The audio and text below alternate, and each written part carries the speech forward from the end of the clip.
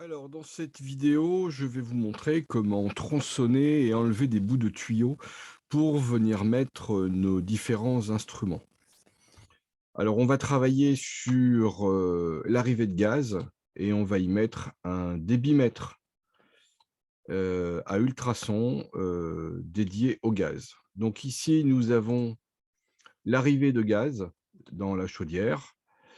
Donc, on va venir y mettre un tuyau que vous retrouvez dans votre bibliothèque de pièces téléchargée sur eCampus. Il s'agit du tube arrivée de gaz. Donc ce tube, voilà à quoi il ressemble. Alors le petit piquage que vous avez ici, normalement vous ne l'avez pas, ce sera à vous de le mettre, puisque sur ce tube supérieur, il y a un manomètre avec une petite vanne qui vient se mettre sur un piquage. Donc on reconnaît notre tube. Donc là, on a notre arrivée de gaz sur la chaudière.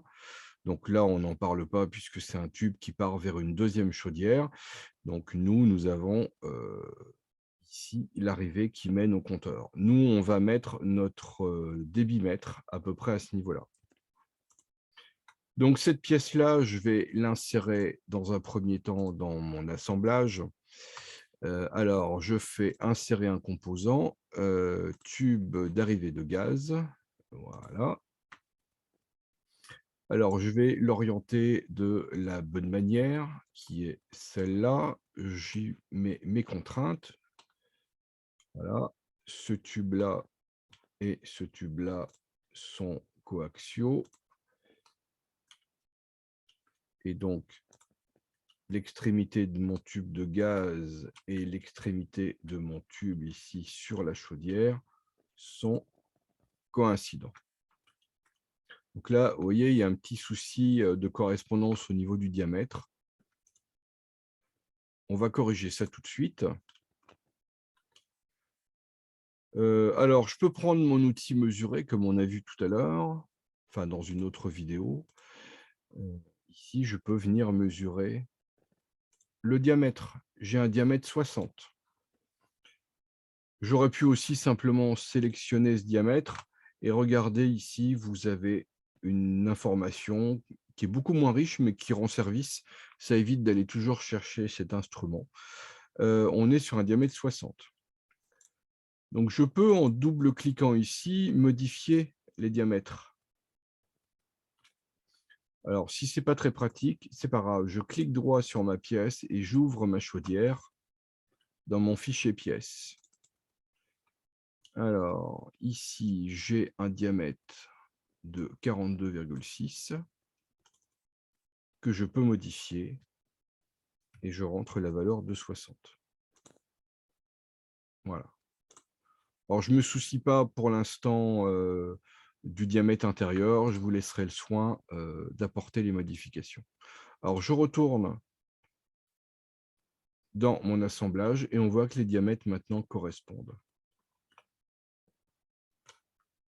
En réalité, on viendrait mettre un raccord parce que si la chaudière nous est livrée avec un diamètre de tuyau de gaz, il va falloir se débrouiller avec. Mais bon, là, pour notre dessin, on peut faire comme ça. Ce n'est pas de toute façon l'objectif de ce TP. Alors, je vais continuer à placer ce tube parce que vous voyez qu'il peut pivoter.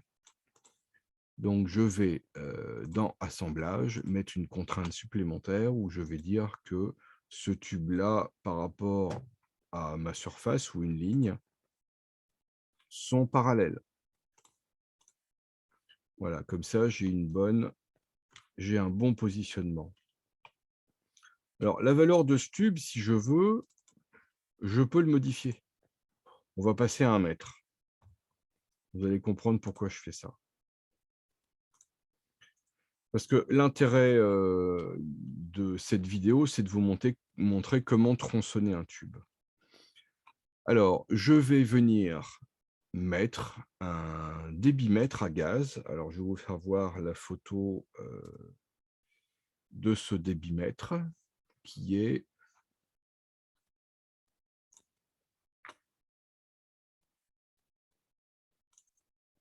donc voilà une capture d'écran de ce débitmètre. Je dois normalement avoir une documentation, voilà. Donc tout ça, ce sont des documents que vous téléchargez sur eCampus dans le dossier, documentation technique. Donc ça, c'est le débitmètre à ultrasons, destiné, à, mesurer du débit de gaz et donc quand on fait le dessin, parce qu'on quand on cherche, on trouve la documentation technique. Quand on fait le dessin, voilà la représentation. Donc je vais retourner dans mon SolidWorks. Voici, mon débitmètre que j'ai dessiné et je vais l'insérer maintenant dans, mon assemblage. Donc je vais dans insérer, débitmètre à ultrasons. Voilà, je vais le mettre ici. Mais il va falloir que je rajoute également des brides. Je ne peux pas tronçonner mon tube et venir mettre mon débitmètre comme ça. Donc, j'ai dessiné des brides. Donc, en voici une. Je viendrai en installer deux. Donc, vous allez me dire, mais comment est-ce qu'on fait pour dessiner ça? On n'a pas les dimensions. Alors, je vous ai mis un catalogue qu'on trouve facilement sur Internet. C'est un catalogue d'un fournisseur de pièces. Alors, le catalogue, je vais vous le présenter rapidement. Donc, quand on le télécharge, quand je vais voilà, ici sur le dossier de documentation technique, je vais faire un affichage par liste. Ici, vous avez catalogue, raccord, robinetterie, instrumentation. Voilà, c'est ce catalogue que j'ai trouvé sur Internet. Quand je l'ouvre, voici notre catalogue. On a près de 700 pages. Hein, si je vais tout en bas, là, on a. Donc, si on s'amuse à dérouler les pages avec toutes les roulettes, on ne va pas s'en sortir. C'est pour ça qu'ici, quand vous cliquez sur le petit symbole ici de la vignette de page, on a la possibilité d'avoir accès ici à la table des matières. Donc, globalement, qu'est-ce qu'on y trouve? Des instruments de mesure, des tubes de tuyauterie, des colliers de serrage, des raccords, enfin bon, tout un ensemble de choses. Nous, ce qui va nous intéresser, ça va être ici les brides. Donc, quand je clique dessus, je tombe sur la rubrique où on retrouve les brides. Alors bon, moi, je connais déjà la page. C'est la page 260. 260. Voilà. Et donc, nous voilà dans ce qui nous intéresse. Voilà la bride qui est compatible avec notre débitmètre. Ici, on choisit en D5 62,5 puisqu'on a un tube gaz d'un diamètre extérieur de 60. Donc, voilà les dimensions qui nous intéressent. Il s'agit de la bride 359 632 50. Je pense que quand vous tapez, vous faites une recherche, alors voilà, quand vous faites une recherche ici et vous tapez la référence, vous tombez directement sur cette page du catalogue. Et donc, grâce à ces dimensions et au dessin technique, eh ben, on dessine facilement la bride. Alors, je retourne dans mon SolidWorks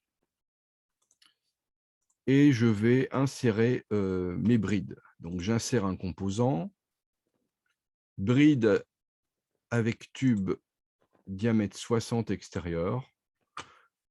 Alors, je pourrais refaire insérer encore un autre composant, mais on a une petite astuce. Quand j'appuie sur la touche contrôle et que je fais un clic et glisser, je copie ma pièce. Alors, ce que je vais faire tout de suite, c'est que je vais faire un assemblage avec mon débitmètre et mes brides.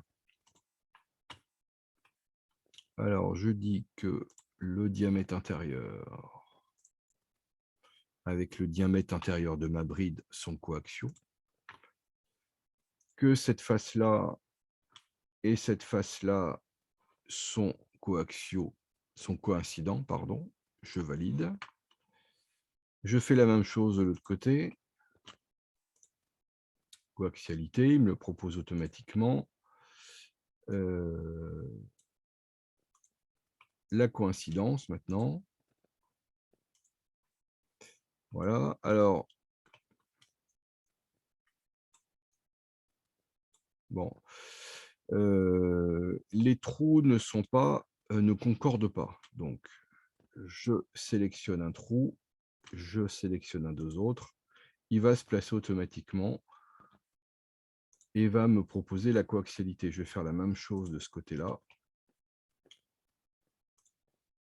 Coaxialité, c'est validé. Voilà, donc j'ai fait un préassemblage sur mon ensemble. Je vais devoir maintenant tronçonner mon trou à la bonne longueur. Et la longueur, en fait, je vais la mesurer maintenant en prenant mon outil mesurer, où je vais chercher la distance entre l'extrémité de mon assemblage. Donc ici, j'ai une distance de 350. Ça veut dire que ce tube, je vais devoir lui enlever un bout de tuyau d'une longueur de 350 mm. Alors, j'ouvre mon tube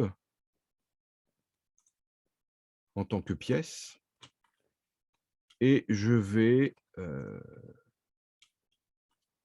choisir dans un premier temps un plan, celui qui me convient. Donc, il y a le plan de face, il y a le plan de dessus et il y a le plan de droite. Donc, il n'y a aucun plan qui passe par l'axe de mon tube. Mais ce n'est pas grave, je vais prendre par exemple le plan de face. Je dessinerai sur ce plan de face un rectangle et je viendrai faire un enlèvement de matière sur toute la longueur jusqu'au moment où il traversera mon tube. Alors, je crée sur ce plan un plan d'esquisse. Je choisis de dessiner un rectangle. Alors, pour faciliter mon travail, j'oriente ma vue de telle manière à ce que je sois perpendiculaire à ma face de travail, à mon plan de travail plutôt. Et ici, je viens dessiner un rectangle.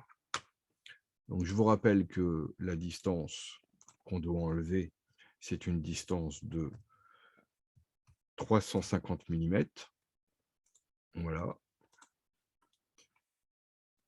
Donc, je suis sur mon plan, qui est forcément décalé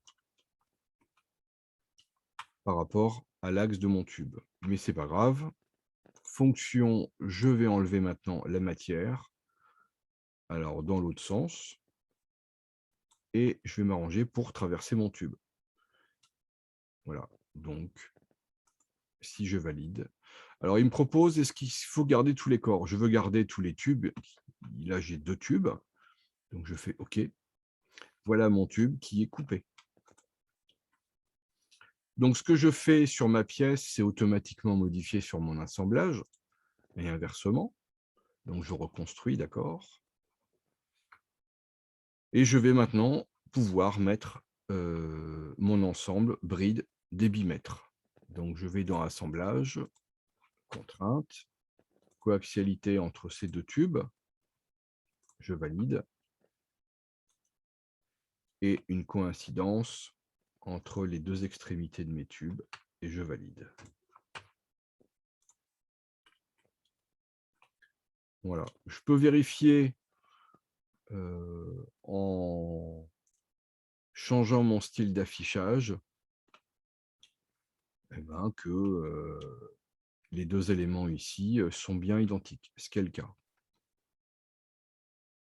Donc, je reviens sur un style d'affichage normal.